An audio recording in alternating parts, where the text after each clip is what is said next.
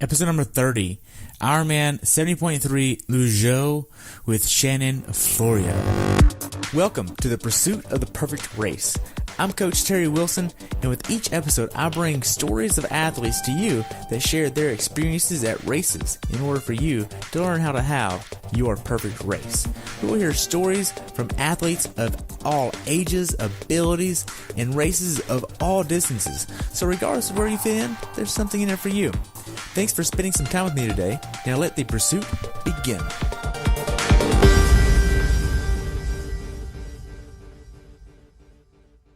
Hello everyone, and welcome back to the pursuit of the perfect race. Today I have the pleasure of talking with my friend Shannon Florea about her race at Ironman Liuzhou in China. This race took place on April 14th, 2018. The temperature on race day began in the 80s and dropped into the 60s with heavy rain and high winds. The water temperature was in the high 60s. She has been a member of Big Sexy Racing now for 3 years. And Shannon has been doing triathlons for 15 years and looks forward to doing them for many years in the future. I look forward to hearing about your race. Welcome to the show. Thanks for having me, Terry. You're welcome. So what made you want to do this race? Well, the gears started turning last fall. I was out at Ironman, Arizona, and Jonathan, my husband, who's also on the team, had a great race and qualified to go back to Kona for 2018, and at that time I was injured, and I had a lot of health problems, but in the back of my mind I was like, well, if I'm going anyway, it'd be nice to toe the line together, because we've both been several times but never actually raced together. One of the other was always racing or had the kids, so I was kind of thinking about it then. The 73 races in China have Kona slots, and I'm sure that's because of the Wanda purchase and promotion that they're trying to do for the China races. And I've been over there before. In 2016, I went to Ironman 73 Xiamen, and I had a lot of fun. It was another adventure. So I thought, well, why not? Let's go back. Let's see what happens, and let me see what I can kind of put together in a couple months. Okay. Did you have fun over there? Yes. It's always an adventure. I've done several races in other countries. I went to and did Ironman at Brazil in 2015 in Fortaleza, which is in the north, which is kind of the more dangerous part. I went to China in 2016, and it's always different. It's kind of unpredictable, but the thing that I love with traveling with races is that no matter where I've gone, I've always met such fascinating and wonderful people. Jonathan, my husband, always worries about me because I always go by myself or don't really know anybody, but I always meet just amazing people, and in so many ways it restores my faith in humanity. And I always come back with great stories, and just kind of it makes it a really fun experience. Nice. So how was your training going into this race? I mentioned I had a rough year. I came out of it with a stress fracture. So I was back in the boot for 6 weeks, and I had a rough go for a couple months, but starting in January, I really started making a big improvement in regards to how I felt and what the training stress that my foot could handle, and kind of slowly came back to it. Kind of in the beginning, I pushed more of the swim because I could, and get my aerobic fitness back by swimming first. Then came the bike, and then started pushing the bike, and last came the run. And I focused mostly on just getting time and distance back in, and making sure that I didn't run into any problems. Okay. Now, did you miss any training going into this race? Crazy thing about being a doctor and having young children, it seems like you're always sick. So I had an episode, I had influenza for like 2 weeks, and then I had another, bronchitis thing that kind of pushed me down for a couple weeks. But I had some great workouts going into it. I had a lot of good feedback. typically I'm what they call one of the 9 percenters. I can usually outperform, and so I kind of have enough experience and muscle memory to be able to swing some things by a certain degree.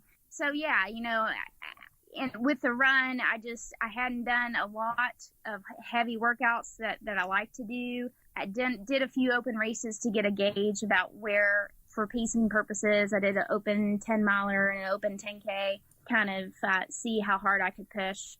Got some good information from that. And then I had a good race day plan, but just like anything else, things happen. You got to roll with it. But it all turned out okay, I guess, in the end. Gotcha. So did you have a certain plan for this race? Did you use a coach? I'm a USAT coach certified. I have had coaches before. Absolutely, there's values in having coaches. I have a mindset that when I have a coach, I've done it several times, I stop listening to myself and I stop listening to my body, and I push to want to impress and to do the workouts when I probably shouldn't be. And I always end up injured because I don't probably have honest communication and because I want to do what I'm told. So, I've done so many of these. I kind of know what works for me as far as workouts. Right. So now then, what was your longest swim going into this race?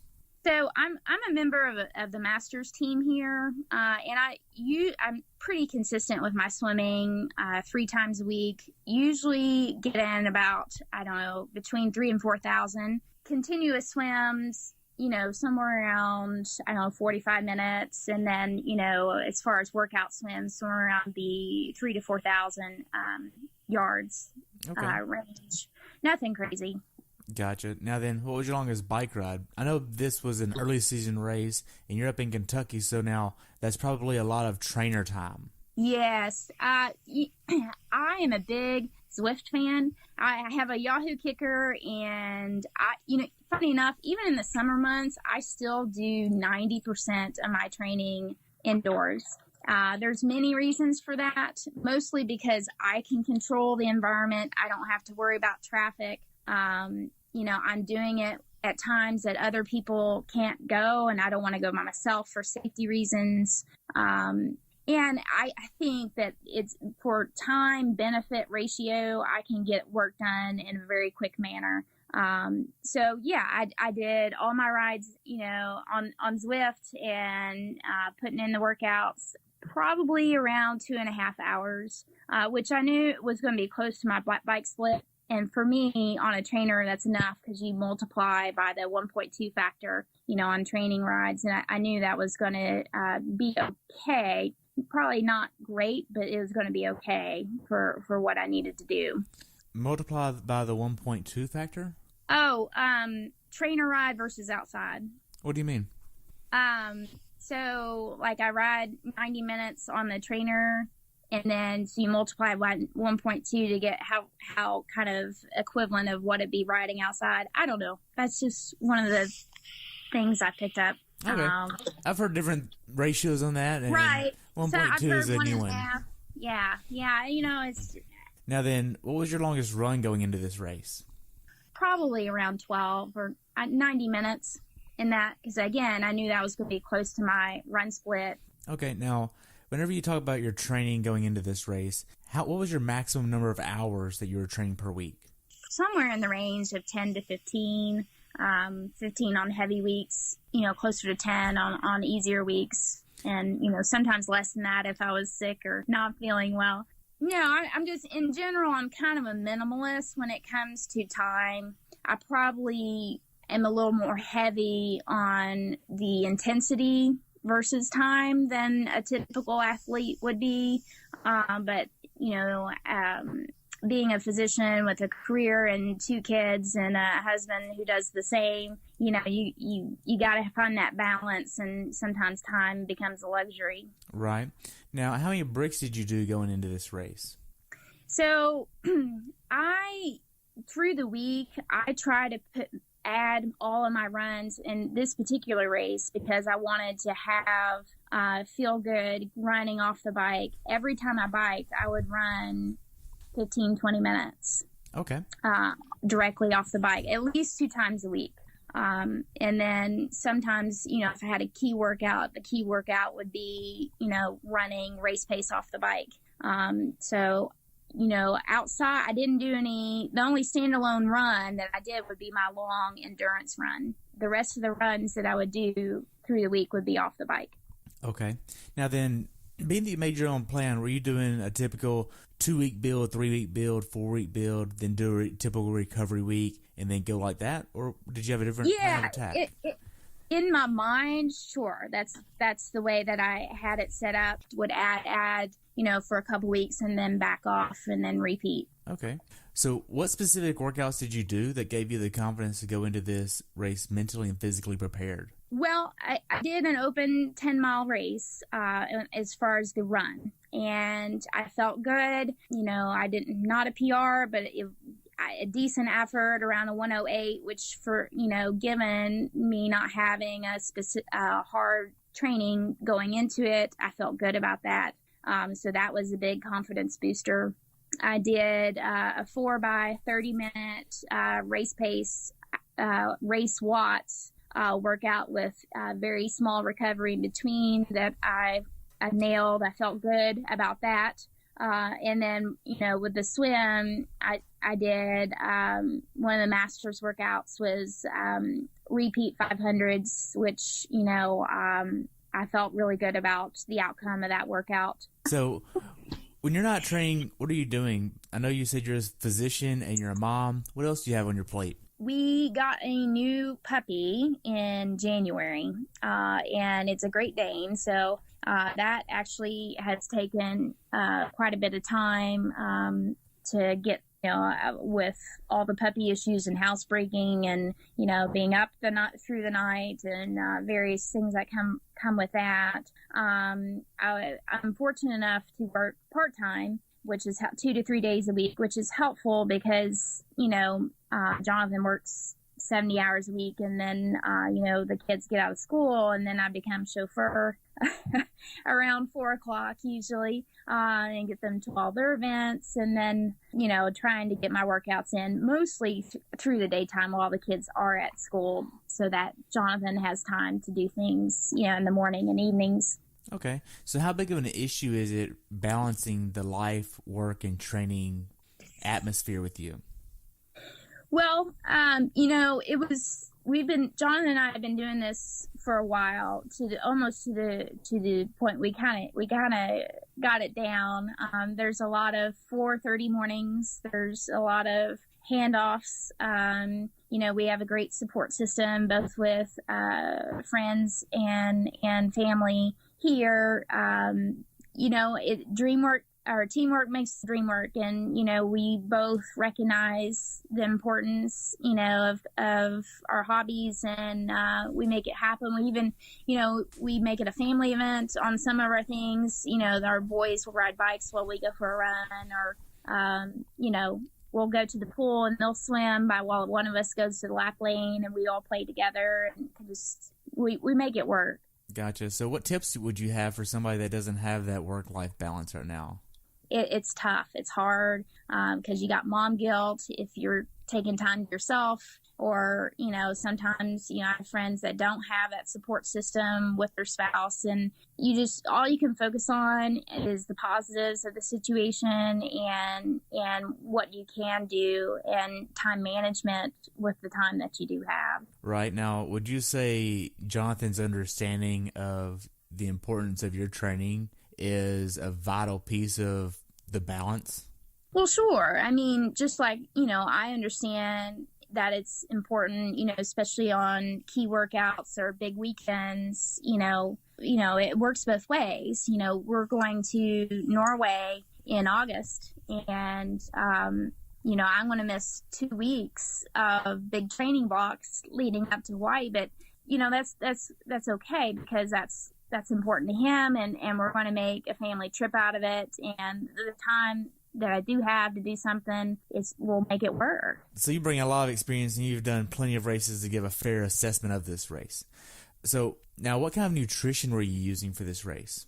One of the complications of travel is what you're going to eat and food. You know, I've recently found that I can't eat gluten, so that was another complicating factor on top of that, because my experience from the previous time going over there, everything is made with soy. So going in, I knew I was going to have to basically pack everything I was going to eat with me. So I packed oatmeal, almond butter, tuna packets for protein, and then protein bars, and then I brought FTC's Pharma Greens so that I have some vegetables and some other nutrients and vitamins. And then I packed, of course, my race day nutrition, which was FTC's glycodurance. I used gels on the run, Cliff Shot gels. And then the hotel that I stayed at offered breakfast. So every day for breakfast, you know, I would go down and try to figure out, number one, what things were. Because sometimes things look very different. Number two, what looked safe. And then number three, what looked like didn't have a sauce or soy with it. So usually every morning I would drink some green tea, and then I would eat some very well done fried eggs for protein and fat, and then I would have some form of a roasted vegetable, like a roasted squash or potatoes, something like that. Okay. Now then, for your race day nutrition, do you have a certain number of calories you're trying to hit every hour? So, I mean, in the morning, about 3 hours before race time, I try to consume around 600 calories. So I am a fan of Ensure, because I have a nervous stomach. I don't like to eat and chew and swallow, so I drink liquid down. So I drink a bottle of 350 calorie Ensure, and then I ate a big packet of oatmeal with that race morning, about 2 to 3 hours before. During the race, right before the swim, I'll sip on sports drink, or in this case, glycodurance. And then during the bike, per hour, I try to hit around 200 on this distance. It changes for the distance, but on this distance, I try to hit around 200 calories, which is 2 scoops of glycodurance in a 20 to 24 ounce sports bottle. And depending on how hot it is and how heavy of a sweater I think I might be that day, I might add some electrodurant, some salt, to that in addition. Race day was funny because the projected high was supposed to be 95, and then it all changed very quickly as the race went on. It had to kind of in some ways change as well, both unexpected with the weather and then with what was kind of going on with my particular situation. Okay. So what was your mindset going into this race? Well, funny thing, technology's great when it works. When it doesn't work, it's the most frustrating thing. I packed my bag because, number one, there's no tri-bike transport service or any kind of service that goes there. You have to take it with you. And I was a little nervous because this is the first time I've taken my new bike, which is a Quintana PR6, with DI, and I've never had DI before. When I've had to take my bike and build it on my own and be my own mechanic, I was always on mechanical gearing. So when I got there, the day I got there, I was all proud of myself. I put it together and it looks good, and no problems, right? I didn't get to ride it because really over there's nowhere to ride. It's kind of crazy, chaotic. People drive on the sidewalks. There's scooters everywhere. For me, nowhere to ride it. I had ridden on the exercise room the day before. I rode just a spin bike there for 20 minutes just to kind of loosen the legs. So I didn't really know what was for sure that it was going to work until I went down to rack my bike, and they required you to rack bikes the night before. Some 73s don't do that, but for this one they did. And while I was racking my bike, I have kind of a preset checklist of what to do and what to look for to make sure everything's okay. So my tires are in the right place. My brakes aren't rubbing because I've had that happen before. Everything looks good. I've got my, my bottle mounts. I've got my pit stop in the right place. And then let me make sure I'm in the right gear so that when I start, I'm not mad. And then my gears won't work. Nothing works. On my DI, like I can't do anything. So I'm like, don't panic. It's 2:00 in the afternoon. It's not a big deal. I'll just take it to the bike mechanics and, no problem. I take it to the mechanics and they, communication is a big barrier, right? That everybody's very nice, but there's clearly not everyone speaks English and limited English. They basically tell me I need to go charge my battery, which I had just charged, and I knew that. So I was fine. Let me go. I didn't even bring a battery charger with me over there. Mistake number one, because I was limited on space and weight with my bike case and bike. So I was running around transition. I wish I knew how to get a hold of him. He's number 272 in the race. He was just my angel that day.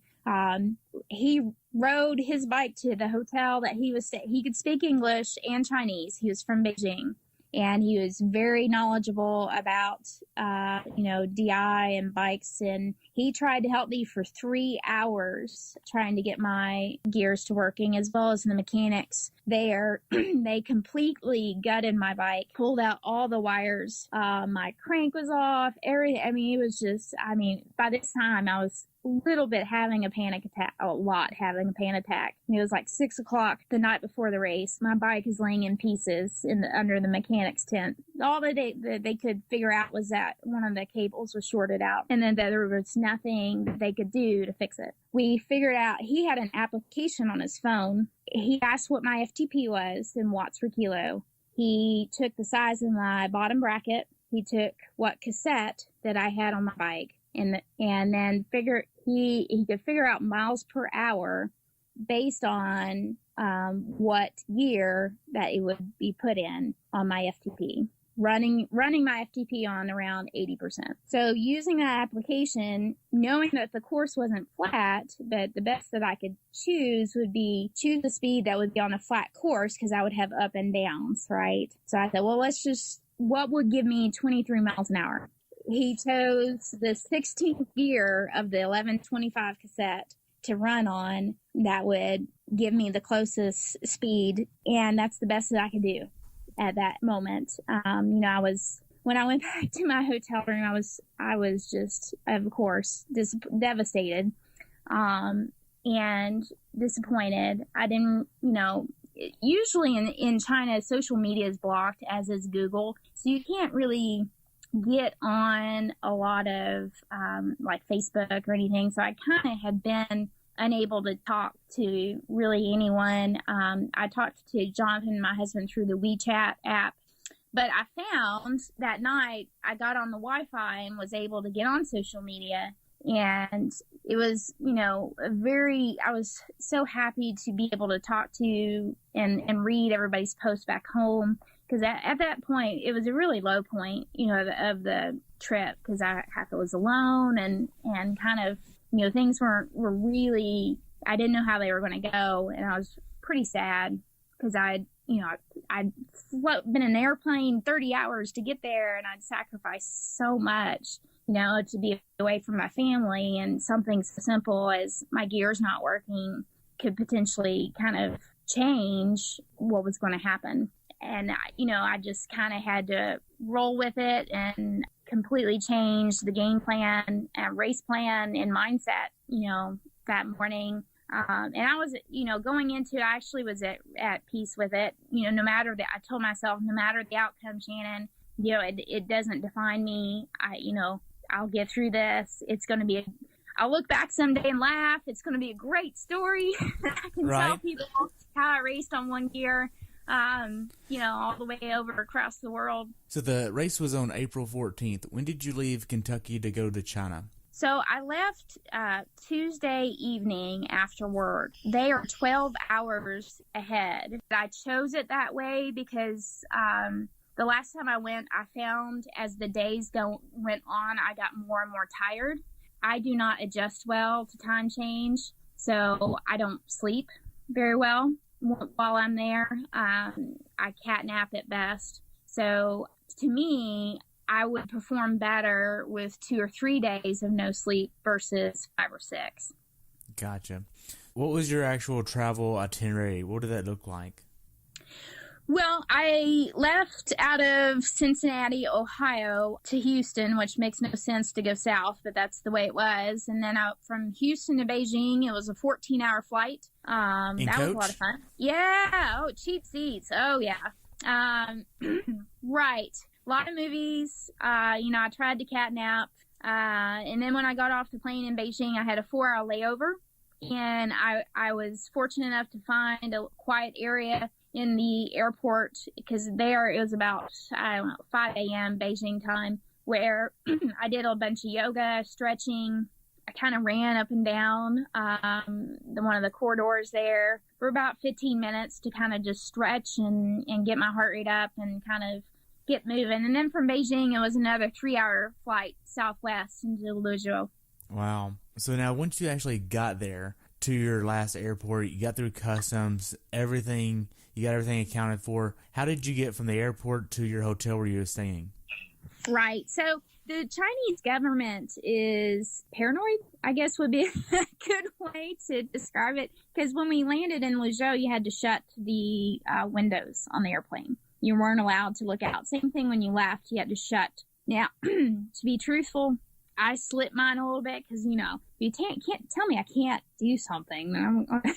It makes it more interesting. So it was just in the middle of nowhere, where this small town and very agricultural. So the airport was kind of in the middle of some rice paddies, and saw some soldiers with AK-47s and little huts and stuff. I got a little nervous because I'm where in the world have I taken myself?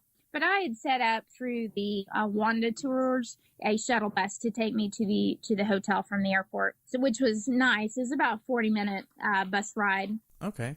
Now then, you get to your hotel. What was the biggest thing that you noticed about the hotel there? Well, the hotel was nice. It was a 5-star hotel, whatever that means, Chinese standards. But it was, had everything you needed. It was very clean, very spacious, inexpensive comparatively to what you would find in the U.S. Nothing really out of the ordinary, other than it was around 2 miles from transition. So anytime that I wanted to go to the Ironman Village or transition, it was about a 30-minute walk. Okay. Which made things a little complicated. Not race morning, because race morning the hotel had a bus that took us to there, but I had to walk home several times. And again, with the Google is kind of off there, and the Chinese government also offsets the satellites on purpose so that if somebody tries to shoot missiles, it would not hit the target. So anytime you pulled up the map application, you weren't in the place where it said that you were. Same thing on my friends' Garmin's. When they pulled up their Garmin data, that went from the swim, for example, they were swimming about a mile inland through some rice paddies, and then the bike, it had us biking through the river. So it's just one of those things. You kind of had to know where you're going, and not kind of rely on your phone or any kind of technology to tell you. Wow. So now then, when you get to Ironman Village the first time and got all your athlete stuff and the check-in process, how was that for you? They had wonderful volunteers. It was completely stress-free. They were hundreds of people there smiling, willing to help. Sometimes not everybody spoke English, but they knew who to get to speak English or to help you. or they had applications on their phone that they would kind of, help communicate with you. It really was stress-free. After I checked in, I also took a bus tour of the bike course just because it was offered with the travel package that I took. So I got to preview and know, at that time I didn't know, but I knew, race morning, kind of the hill challenge that I was going to have on the 1-gear bike, both up and down, and kind of where the turnarounds were and some of the technical aspects. Okay. So what was your last workout going into this race? At the hotel the day before, I rode the spin bike 20 minutes and I ran like 10 just on the treadmill. Okay. Now then, how much sleep do you think you got the night before the race? Well, a few hours at most. One of the tricks that I've learned with travel is taking melatonin gummies with me. But even with taking melatonin to try to help, with the sleep-wake cycles, not much. 3-4 hours at most. I got up at 2 a.m. Again, that's 2 p.m., U.S. time. So I was already, kind of off, and just nice and relaxed. I was calm, I stretched a bit. I just kind of listened to music. I trolled, I got on Facebook and kind of saw what all my friends were doing out at home and, chatted with my husband and. Okay. What did you do in transition the morning of the race? Well, I didn't have to do much because everything was already set up the night before, and I already checked what I could the night before. The only thing I could leave on my bike was my shoes. So my shoes were clipped in, and I had them rubber banded up so that I could just kind of attempt to hop on it and go. My helmet and all my gear, they had you put it in bags and hang it. So I didn't have any of that close to my bike. You had to go through changing tents, kind of like in an Ironman full distance. Wow. So how much PSI were you putting in your wheels? Well, the wheel combination that I chose race day was based on the information I had when I left the U.S., which was temperatures of 75 and, intermittent winds of 10 to 15 miles an hour. Race day was different. I was running an 808 front, Firecrest, and a disc rear. I'm a fan of low PSI, for many different reasons. So I really don't like to go above 90. I'm a kind of a lightweight anyway, but I like more contact with the ground. I think, especially given I had 1 gear and the roads were wet, that was the right call to make. Okay. So you're doing just 90? Yes. Okay. So what time was your wave send-off time? So they have a rolling start. I guess it's part of the initiative Ironman or WTC has put forth. So it was self-seated. I decided to start with one of my Singaporean friends that we thought we would be around the same. And we put ourselves right around the 30 mark. I had gotten in the water to kind of feel the temperature of the water to make sure my wetsuit was fitting appropriately and I felt good. I got my face in during the practice swim, and that was all good. Felt confident. I felt good. I was calm. I was just going to roll with it. And about 10 feet before I jumped in, because they had a buzzer every 5 seconds, it would beep. And with that beep, 2 athletes would jump in. So everybody was, and it was going actually pretty quickly. And about 10 feet from my turn to jump in, I feel this burning pain in my toe. I'm like, what is going on? And, and I look down and there's this Asian bee just like going to town with its stinger in my second toe. I was like, what? So I get down, I knock this thing off, right? And the stinger is still in my toe. It's still stuck in my skin. So I'm sitting there trying to pick it out, which I get it out, but then it starts bleeding and I start squeezing to try to get some of the venom out of my toe. I'm still looking at it. I still have a huge mark on my toe, and I haven't been stung. I can't even remember years. And, as a physician, sometimes I'm my own worst enemy because I know what can happen, right? So I'm sitting there thinking, oh my God, what if I have an anaphylactic reaction? I'm getting ready to swim in this Chinese river. There's limited lifeboats. Nobody's going to understand what's wrong anyway. Should I jump in? Should I wait? By this time, my toe, I can just feel it swelling.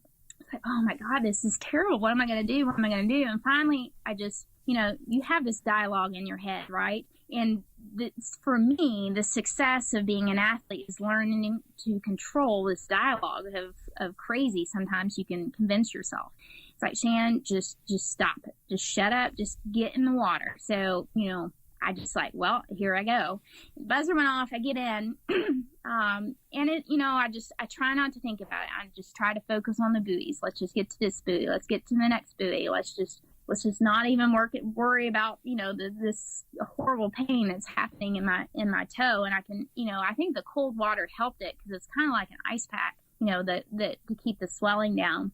About halfway through the run, I stopped thinking about my foot because I start hearing something else happening. And I notice it's starting to rain, and the wind is starting to blow, and they're starting like really significant chop. I mean, I've swam in some tough conditions, and this was starting to spook me a little bit because I started seeing lightning and I started hearing thunder. And I'm like, if this was in the U.S., everybody would stop. We get out of the water, we go to shelter. But like, I stop in the swim several times. I keep looking around. What is everybody else doing? And nobody's doing anything. Everybody's just swimming. I was like, well, I mean, I'm halfway through this. I'm in the middle of a Chinese river. There's cliffs to the side of me. It's not like I could swim to the shore and get out. What am I going to do? I'm just going to keep swimming. So I got to stop thinking about my toe, and I thought, oh my God, let me just get out of this water. Let me swim. Let me just get out of it. So finally get to the end, get out of the swim exit, which like was a ladder. You got out of a ladder and you got to this platform. Whew, big sigh of relief. I've survived that. And then next thing up is this, I have 80 steps to climb to get to transition. In my original plan, I saw it the day before. My original plan was, I'm going to take these 2 at a time, and I'm going to, attack this, and this is going to be great, right? And race day, my heart rate was high from both the beasting and then the thunderstorm going on, and I walked every bit of those steps. So it was already raining by the time you got there. Oh yeah, it was the thunderstorm, the monsoon had started about 3/4 the way through the swim. The chops and the hearing the thunder started about halfway through. But I walked up the steps. The transition was really long. I think my transition times were almost 10 minutes combined, and it wasn't for lack of moving. It was just really long. You had to go up 80 steps, and then it was an additional half a mile to navigate, to go pick up your stuff, go through the changing tents, to run around. It was a very long, slender rectangle that you had to navigate through to get out to the mountain line. Gotcha. Now then, with all this, we kind of skipped over a little bit. You're wearing a wetsuit. What else are you wearing? Are you wearing a full sleeve kit under that? Are you changing completely? What was your plan here with clothing? Yeah, so I just wear a sleeved team kit. I wore my Hawaii kit from 2017 because we hadn't got the 18 kits yet. And I just leave that on the whole time, the whole day. Along with my watch Garmin, I had a heart rate strap on and my Garmin, but technology failed again. My Garmin died for unclear reasons, so I had nothing to go on as far as heart rate data from my Garmin watch. I had it on my bike mount Garmin. That was the only thing that worked race day. I fortunate and thankful that I had that working so that I could read my power numbers and my heart rate off of that. Okay. Now then, for the swim, what type of wetsuit are you using? I ordered a few years ago the Blue 70 Helix, which is their high-end wetsuit, and because it was a Big Sexy sponsor, it works. I need to update it soon, but that's what I brought with me. Okay. Now, how was the swim water? Was it like really nasty looking? Was it clear? How was that? I had kind of in my mind prepared for the worst, hope for the best, prepared for the worst, right?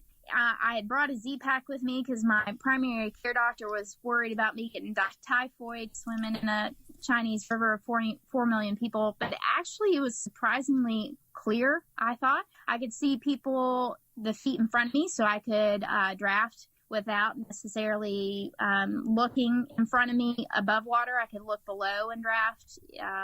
So if I so choose, I didn't a whole lot, but it was cool. But once you got going, it actually felt really good. Except, when the chop started, it got it in the wind and the rain, it got a little difficult, but you just had to change your breathing around, your breathing patterns, and you had to kind of compensate for that. Otherwise, I thought the river was great. Okay. Now, were there wetsuit strippers? No. No. Okay. No. So you get to your bike, you do your flying mount and head out-ish. How were the first few miles of the bike course? Well, so it was still raining and very windy. Had to start out really high on my power. The first 30 minutes to an hour, I was really high, but I couldn't do much about it because I was going into the wind. And for me to keep my cadence up with the one gear, I didn't want it to drop super low. I had to put out high power output against the wind. Okay. So it was really hating myself for bringing my 808 front. The road's really wide and nice. The pavement was great and smooth. It had one significant hill, but you hit it 4 times because it was an out and back loop that you did twice.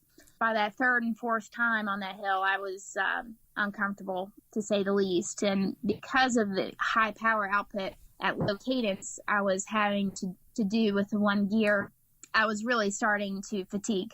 Were you trying to hit a certain normalized power, a 3-second average power, a certain cadence? Yeah, so, what does that look like for you?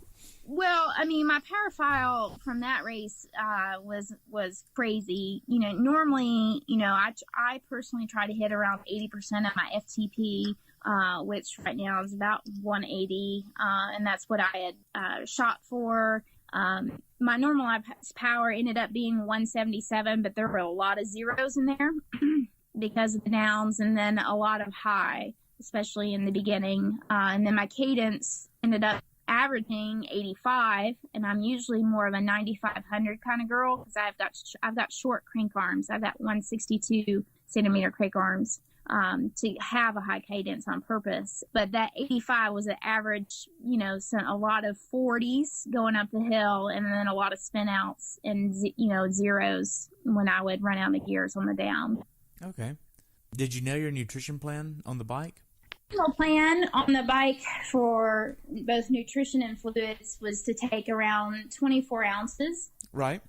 Of fluids per hour. So I had 2 bottles of 200 calorie bike endurance. I got the first bottle down, and no problems. About half of the second, I started getting a little bit of a bellyache, which was strange for me. Usually I don't have any issues with that, but reflecting and looking back, it was probably, my digestive system was a little bit off from all the travel and the change of food and lack of sleep.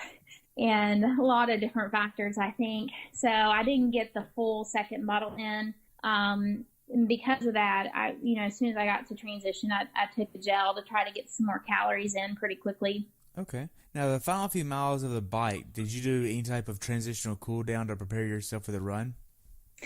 Well, because of the bike with such a high power, low cadence, a situation, I knew going into the run it was going to not go great. I was hoping since running is my background and my strength, I was kind of hoping for the muscle memory to take over and be able to slog through it approach. So coming off the bike, I knew it was going to be one of those days. But there's so much to be said for just putting your shoes on anyway, telling yourself that, I can do this, I can get through this. Let me just take it 1 mile at a time. Let me just start out, high cadence with running and just let me get into a groove, which did happen for about the first half or 6 miles or so, I actually was able to kind of shake out some of the bike a little bit and get going at a relatively decent clip.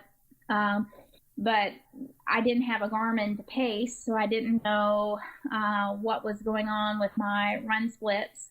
I can run based on feel, and I'm pretty good at that. But given the situation with the bike, I kind of threw that out the window. And then the lack of nutrition because of the bellyache that I developed, which progressed, of course, on the run. Okay. It was kind of the back half of the run really wasn't pretty, and it was kind of one of those, let me just get through this and finish situations. How was the nutrition and on-course support for this race? It was great. It was one of the highlights really of the race is just there were so many people at all the aid stations, and they were all screaming, "Jayo, Jayo," which is translation, good job, keep going, you look great. It took me a minute to figure out the pattern of the aid stations, and that water was first and last because of the gel and because of the bellyache, I was just trying to get down some water. I tried Coke a little bit, and sometimes that can be a saving grace in these situations, but it wasn't working. Okay. So, but no, I really enjoyed the run. Again, it was an out and back loop that you did twice. And I finally let myself be able to gauge where I was stacking up with the competition. And especially that last lap for extra motivation. I knew there were, 2 girls in front of me. I didn't know what age group they were. And I knew that they were coming for me and that I had to keep going. Okay. Because there's an out and back on the course as well as a little bit of a bridge over the waterway there. Yeah. Now then, how hard was this race for you mentally? Yeah, it was a challenge for sure, especially going into it. I think having that time the night before to just kind of decompensate on my own and pull myself out of it really helped. So I think walking into it and working through that and walking into it race day morning, I was in a better place probably than I would have been had I found that out, the situation real time or that morning. And so I kind of had accepted a lot of things, especially things that, that I couldn't fix or I couldn't change. And I was decided to just go into it with a positive mindset, no matter what happened. Bee stings, thunderstorms, one gears, belly aches, you name it. I was just going to just keep trudging and keep going and make the best of it. Gotcha. Now, how were the final few miles for you going to the finish line? Yeah, it was tough. I'm sure my run form was a mess because my glutes and quads were gone and not having great nutrition. And I just kind of, you get in that zone where you just put your head down, you just stop listening, and the only thing you focus on is the steps and the things in front of you to get through it. Now then, looking back on it, how well prepared for this race do you think you were? Decently prepared. I think I definitely, had things been perfect, would have done better and been faster and kind of in some ways more satisfied. From a mental perspective, I think I was really well prepared. Well, good. Now then, looking back on it, if you could change one thing about your race, what would you change? I can't think of really anything that I would do different because the things that happened so much are things that I couldn't do anything about. I feel like I gave it my best. I feel like I did everything that I could do, that I could ask of myself. I feel like I did it with the most positive attitude and outlook that I could. Okay. Now, what's something that you learned from this race that you'd like to pass on to someone that hasn't done this race before? I think it's a great setup to have a great day. There's things about it, the long transitions kind of were a little aggravating, if you will, the logistics with the hotel being further away than right out the door. And then, of course, traveling and being in a foreign country and the communication barrier that comes with that, kind of makes it difficult. But for me, it makes it fun and adventurous. Right. Now, what could Ironman have done to make your race experience better at this race for you, the athlete? They can't control the weather, but I think having a better plan, given the thunderstorm and monsoon and stuff that ensued while in the water, was a little bit on the terrifying side. Now, I think they could have been some better communication about, when they were starting the race. I'm sure they have radars, and I'm sure they knew it was coming. They started it anyway, and they just kept going through it. I think if that race was in the U.S., it would have been stopped. And, I'm not asking for them for that, something that drastic, but I think some better communication about, if this happens, this is the backup plan for that. Okay. So now after you finished, you went to the award ceremony. How was that?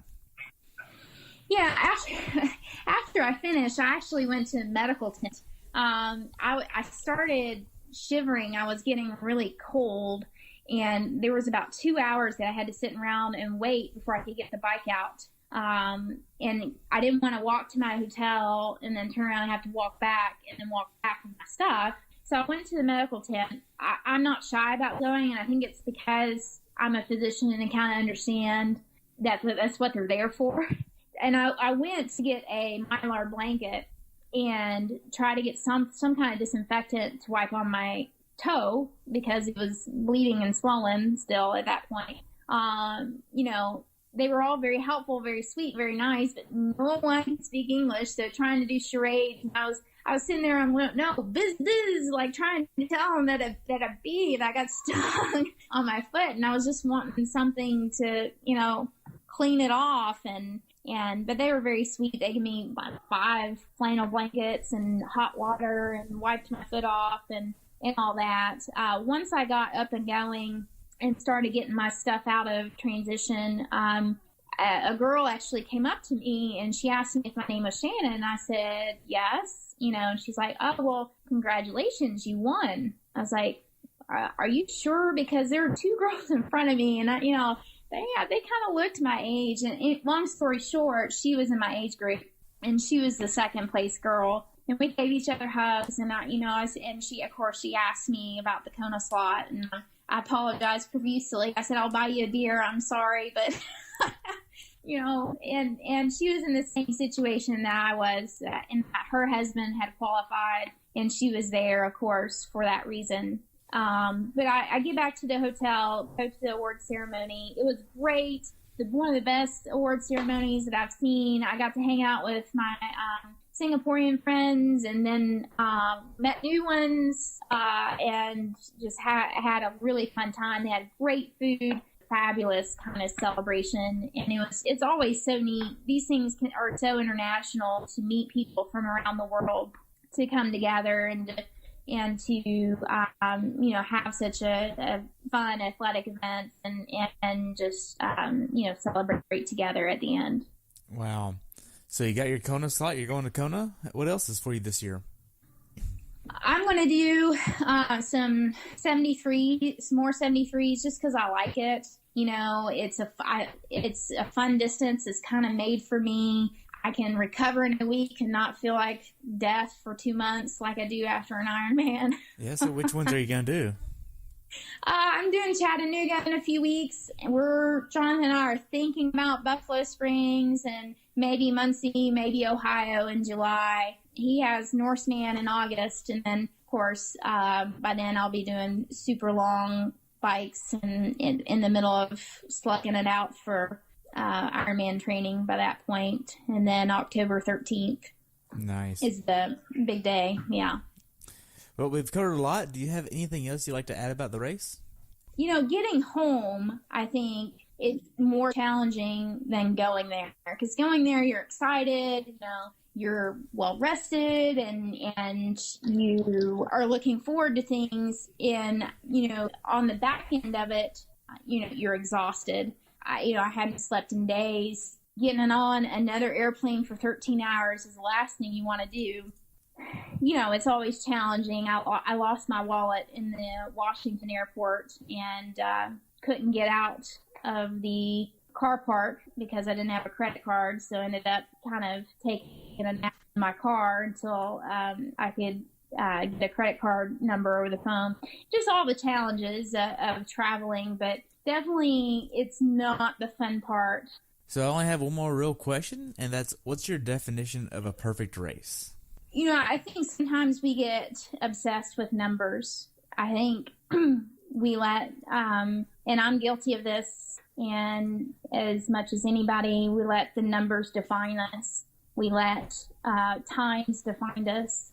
And to me, it's taken a lot of work. And to me, my perfect race is when I just lay it all out there and overcome whatever comes my way. And even though so many things went wrong and it was almost comical looking back about things that happened, I really am proud of the way that I handled the situation. And in a lot of ways, that was kind of the perfect race for me, is what happened, especially with the adversity and then overcoming that. Wow, that's awesome. Well, thank you so much for your time. I've really enjoyed hearing about your race, and I look forward to following you at Kona and maybe a few other ones. Yeah, thanks, Terry. It was great to chat with you. Awesome. Well, you have a good day, okay? You as well.